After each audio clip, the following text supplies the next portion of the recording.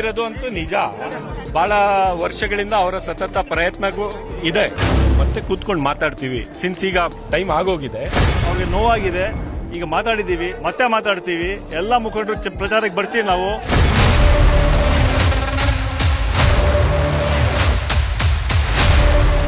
ವೀಕ್ಷಕರೇ, ಈ ಸಂಜೆ ನ್ಯೂಸ್ಗೆ ಸ್ವಾಗತ. ನೋಡಿ, ದಾವಣಗೆರೆ ದಕ್ಷಿಣ ವಿಧಾನಸಭಾ ಕ್ಷೇತ್ರ ರಣಕಣ ಎಷ್ಟರ ಮಟ್ಟಿಗೆ ಕಾಂಗ್ರೆಸ್ಗೆ ಬಿಸಿ ತುಪ್ಪ, ನುಂಗಲಾರದಂತಹ ಬಿಸಿ ತುಪ್ಪ ಆಗಿ ದಿನದಿಂದ ದಿನಕ್ಕೆ ಒಂದ್ ರೀತಿ ಪರಿಣಾಮವನ್ನ, ಕೆಟ್ಟ ಪರಿಣಾಮ ಕಾಂಗ್ರೆಸ್ ಪಕ್ಷದ ಮೇಲೆ ಬೀರ್ತಾ ಇದೆ ಅಂದ್ರೆ ಅಷ್ಟಿಷ್ಟಲ್ಲ. ಯಾಕಂದ್ರೆ ಅಲ್ಪಸಂಖ್ಯಾತರ ಶಕ್ತಿ, ಅಲ್ಪಸಂಖ್ಯಾತರ ತಾಕತ್ತು ಏನು ಅನ್ನೋದನ್ನ ಈ ಚುನಾವಣೆಯಲ್ಲಿ ನಾವು ತೋರಿಸಿಯೇ ತೀರ್ತೀವಿ ಎನ್ನುವಂತ ಹಠಕ್ಕೆ, ಜಿದ್ದಿಗೆ ಬಿದ್ರು. ನೋಡಿ, ಜಮೀರ್ ಅಹಮದ್ ಖಾನ್ ಅವ್ರಿಗೆ ಅತ್ತ ದರಿ ಇತ್ತ ಪುಲಿ ಎನ್ನುವಂತೆ ಅವ್ರು ಬ್ಯಾಲೆನ್ಸ್ ಮಾಡಲೇಬೇಕು. ಕಾಂಗ್ರೆಸ್ ಸರ್ಕಾರದಲ್ಲಿ ಸಚಿವರಾಗಿದ್ದಾರೆ, ಒಂದ್ ಕಡೆ ಸುರ್ಜೇವಾಲಾ ಅಂತ ನಾಯಕರುಗಳನ್ನ ಮಾತು ಕೇಳಬೇಕು, ಡಿ ಕೆ ಶಿವಕುಮಾರ್ ಸಿಎಂ ಮುಖ್ಯಮಂತ್ರಿಗಳ ಮಾತಿಗೂ ಕೂಡ ಇಲ್ಲಿ ಗೌರವ ಕೊಡ್ಲೇಬೇಕು. ಬಟ್ ಇಲ್ಲಿ ದಾವಣಗೆರೆನಲ್ಲಿ ಇರುವಂತಹ ಅಲ್ಪಸಂಖ್ಯಾತರ ಮುಖಂಡರಿಗೆ ಅಂತ ದರ್ದಿಲ್ಲ. ಯಾರ ವಿರುದ್ಧ ಬೇಕಾದ್ರೂ ನಾವು ತೊಡೆ ತಟ್ತೀವಿ, ಚಿಟ್ಟಿಕೆ ಹೊಡಿತೀವಿ, ಅವ್ರ ವಿರುದ್ಧ ನಾವು ನಿಲ್ತೀವಿ, ರಣಕಣದಲ್ಲಿ ನಾವು ಇಳ್ತೀವಿ. ನಾಮಪತ್ರ ಸಲ್ಲಿಕೆ ಮಾಡಿದ ಹಾಗೆ ಅದೇ ಧೈರ್ಯದಿಂದ, ಅದೇ ತಾಕತ್ತಿನಿಂದ ನಾವು ನಾಮಪತ್ರ ಹಿಂಪಡೆದೆ ರಣಕಣದಲ್ಲಿ ನಾವು ಇರ್ತೇವೆ ಎನ್ನುವಂತ ಮಾತನ್ನ ಬಹಳ ಪ್ರಬಲವಾಗಿ ಹೇಳ್ತಾ ಇದ್ದಾರೆ ಅನ್ನೋದಕ್ಕೆ ಇದೊಂದೇ ಒಂದು ವಿಡಿಯೋ ಸಾಕ್ಷಿ. ಅದ್ಯಾವ ವಿಡಿಯೋ ಅಂತೀರಾ? ಆ ವಿಡಿಯೋ ತೋರಿಸ್ತೀವಿ, ನೋಡ್ಕೊಂಬನ್ನಿ.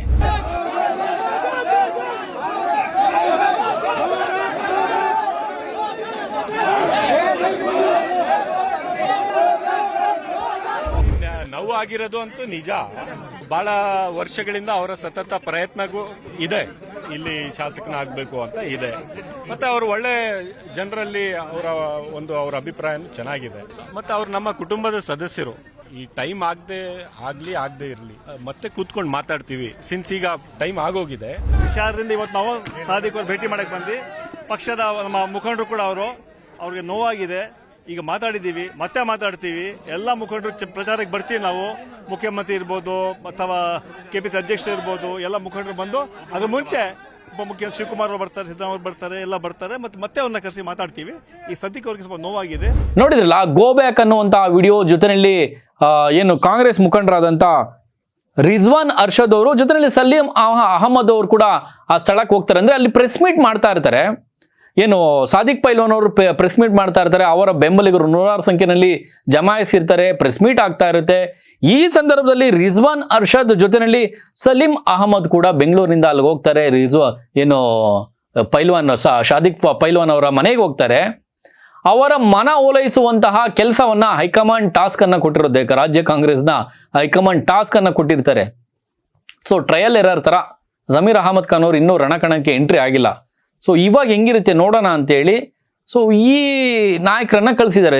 ರಿಜ್ವಾನ್ ಅರ್ಷದ್ ಜೊತೆಯಲ್ಲಿ ಸಲೀಂ ಅಹಮದ್ ಅವ್ರನ್ನ ಕಳಿಸಿದ್ದಾರೆ. ಗೋ ಬ್ಯಾಕ್ ಎನ್ನುವಂತ ವಾಯ್ಸ್ ಇದೆಯಲ್ಲ, ಆ ಅಲ್ಪಸಂಖ್ಯಾತರ ವಾಯ್ಸ್ ಇದೆಯಲ್ಲ, ಅದಕ್ಕೆ ಕಕ್ಕಾಬಿಕ್ಕಿ ಆಗ್ತಾರೆ. ಜೊತೆನಲ್ಲೂ ಕೂಡ ಒಂದು ಸ್ಟೇಟ್ಮೆಂಟ್ ಕೊಡ್ಬೇಕಲ್ಲ ಪಾಪ, ಅನಿವಾರ್ಯ. ಏನು ಸಾದಿಕ್ ಪೈಲ್ವಾನ್ ಅವರು ಅವ್ರಿಗೆ ಗೌರವ ಕೊಟ್ಟು, ಇಲ್ಲ ನಮ್ಮ ಮುಖಂಡರು, ನಮ್ಮ ಸಮಾಜದ, ನಮ್ಮ ಅಲ್ಪಸಂಖ್ಯಾತರ ಸಮಾಜದ ಮುಖಂಡರು ಅಂತೇಳಿ ಗೌರವಕ್ಕೆ ಕರೆದು ಮನೆ ಒಳಗಡೆ ಕೂರಿಸಿ ಅವರಿಬ್ಬರನ್ನು ಕೂಡ ಮಾತನಾಡ್ತಾರೆ. ಅದು ಬೇರೆ ವಿಚಾರ. ಬಟ್ ಇಲ್ಲಿ ಗೋ ಬ್ಯಾಕ್ ಅಂತೇಳಿ ಅಭಿಮಾನಿಗಳು, ನೂರಾರು ಸಂಖ್ಯೆಯಲ್ಲಿ ಜಮಾಯಿಸಿದಂತ ಅಭಿಮಾನಿಗಳು ಕೂಗ್ತಾರೆ, ಘೋಷಣೆಯನ್ನ ಕೂಗ್ತಾರೆ. ಸಾದಿಕ್ ಪೈಲ್ವಾನ್ ಅವರು ಮನೆ ಮುಂದೆ ಈ ರೀತಿಯ ಒಂದು ದೊಡ್ಡ ಹೈಡ್ರಾಮಾ ಇವತ್ತು ನೆಟ್ಟಿರುವಂಥದ್ದು. ಅದಕ್ಕೆ ಒಂದಷ್ಟು ಸಬೂಬನ್ನ ರಿಜ್ವಾನ್ ಅರ್ಷದ್ ಜೊತೆಯಲ್ಲಿ ಸಲೀಂ ಅಹಮದ್ ಕೂಡ ಕೊಡ್ತಾರೆ. ಬಟ್ ಏನೇ ಕೊಟ್ಟರು ಕೂಡ ನೋಡಿ, ಇಲ್ಲಿ ಅಲ್ಪಸಂಖ್ಯಾತರು, ಮುಸಲ್ಮಾನ್ ನಾಯಕರ ಮನ ಓಲೈಸುವಲ್ಲಿ ಕಾಂಗ್ರೆಸ್ ಟೋಟಲಿ ವಿಫಲ ಆಗಿದೆ ಅಂತ ಹೇಳಿದ್ರು ಕೂಡ ತಪ್ಪಾಗ್ಲಿಕ್ಕಿಲ್ಲ. ಯಾಕೆ ಅಂದ್ರೆ ಅಂಕಿಅಂಶ ಹೇಳ್ತಾ ಇದೆ. ರಣಕಣದಲ್ಲಿ ಹೇಳಿದ್ರು, ಮೊನ್ನೆ ಕೂಡ ಸಚಿವರು ಹೇಳಿದ್ರು, ಪಾಪ ಅವ್ರಿಗೂ ಕೂಡ ಒತ್ತಡ ಇದೆ, ಇಲ್ಲ ಅಂತ ಅಲ್ಲ. ಒಂದ್ ಕಡೆ ಕಾಂಗ್ರೆಸ್ ಪಕ್ಷದಲ್ಲೂ ಕೂಡ ನಾಯಕರುಗಳ ಒತ್ತಡ ಇರುವಂತದ್ದು, ಮಗದೊಂದ್ ಕಡೆ ಅಲ್ಪಸಂಖ್ಯಾತರ ಮುಖಂಡರು ಅಂತೇಳಿ ಅನ್ಸ್ಕೊಂಡಿರುವಂತ ಜಮೀರ್ ಅಹಮದ್ ಖಾನ್ ಅವ್ರಿಗೆ ಅವರ ಸಮುದಾಯದಲ್ಲೂ ಕೂಡ ಒಂದಷ್ಟು ಒತ್ತಡ ಇದೆ. ಟಿಕೆಟ್ ಕೊಡಿಸ್ಲಿಲ್ವಲ್ಲ ನೀವು ಕಡೆಗೂ ನಮ್ಮ ಸಮುದಾಯಕ್ಕೆ ಅಂತೇಳಿ ಎಲ್ಲ ಒಂದ್ ಕಡೆ ಅಲ್ಲೂ ಅಲ್ಪಸಂಖ್ಯಾತರ ಮುಸಲ್ಮಾನರ ಮುಖಂಡರಲ್ಲೂ ಕೂಡ ಒಂದಷ್ಟು ಅಸಮಾಧಾನಕ್ಕೆ ಇದು ಜಮೀರ್ ಅಹಮದ್ ಖಾನ್ ಅವರ ಮೇಲೆ ಮುನ್ಸ್ಕೊಳ್ಳೋದಕ್ಕೂ ಕೂಡ ಕಾರಣ ಆಗಿದೆ ಅಂತ ಹೇಳಿದ್ರು ತಪ್ಪಾಗ್ಲಿಕ್ಕಿಲ್ಲ. ಇನ್ನು ಮುಸಲ್ಮಾನ ಅಭ್ಯರ್ಥಿ ಕಣದಲ್ಲಿ ಯಾರ್ಯಾರೆಲ್ಲ ಇದ್ದಾರೆ, ಎಷ್ಟು ಜನ ಇದ್ದಾರೆ ಮುಸಲ್ಮಾನ ಅಭ್ಯರ್ಥಿ ಅನ್ನೋದನ್ನ ನೋಡೋದಾದ್ರೆ ಸ್ನೇಹಿತರೆ, ನೀವು ನಿಜಕ್ಕೂ ಆಶ್ಚರ್ಯ ಪಡ್ತೀರಿ. ಮುಸಲ್ಮಾನ್ ಅಭ್ಯರ್ಥಿಗಳ 14 ಜನ ಕಣದಲ್ಲಿ ಇವತ್ತಿರುವಂಥದ್ದು. 14 ಜನ, ಅದರಲ್ಲಿ SDPI ಅವರು ಕೂಡ ಸೇರಿದಂತೆ ಒಟ್ಟು 14 ಜನ ರಣಕಣದಲ್ಲಿ ಇರುವಂಥದ್ದು. ನಾಮಪತ್ರ ಸ್ವೀಕೃತ ಆಗಿರುವಂಥದ್ದು 31 ಜನ.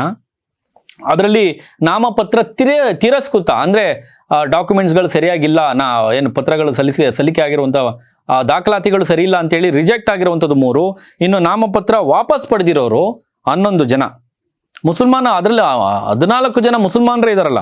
ಸೊ ಹಂಗಾಗಿ ಎಲ್ಲ ಒಂದ್ ಕಡೆ ಕಾಂಗ್ರೆಸ್ಗೆ ಈ ಬಾರಿ ತಕ್ಕ ಪಾಠವನ್ನ ಕಲಿಸಿಯೇ ತೀರ್ತೀವಿ ಅನ್ನುವಂಥ ಜಿದ್ದಿಗೆ ಮುಸಲ್ಮಾನರ ಮುಖಂಡರು, ಅಲ್ಪಸಂಖ್ಯಾತರ ಮುಖಂಡರು ಟೋಟಲಿ ಇಲ್ಲಿ ಕಾಂಗ್ರೆಸ್ನ ವಿರುದ್ಧ ನಿಂತಿರುವಂಥದ್ದು ನೋಡಿ. ಇದರ ಒಳಲಾಭ ಯಾರಿಗಾಗುತ್ತೆ ಅನ್ನುವಂಥದ್ದು ಬಹಳ ಕ್ಲಿಯರ್ ಆಗಿ ಗೊತ್ತಾಗುತ್ತೆ.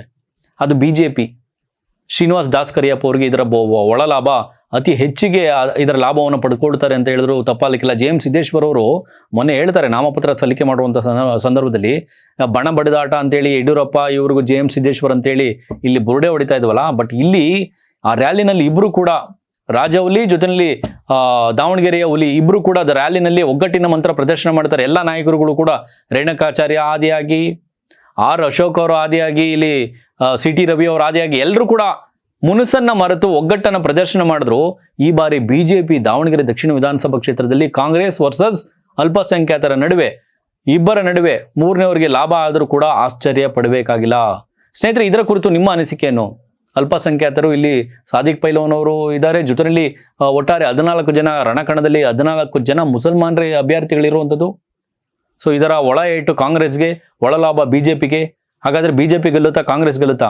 ನಿಮ್ಮ ಅನಿಸಿಕೆಯನ್ನು ಕಮೆಂಟ್ ಮಾಡಿ. ನೋಡ್ತಾ ಇರಿ ಈ ಸಂಧಿ ನ್ಯೂಸ್, ಇದು ಸಮಸ್ತ ಕನ್ನಡಿಗರ ಧ್ವನಿ.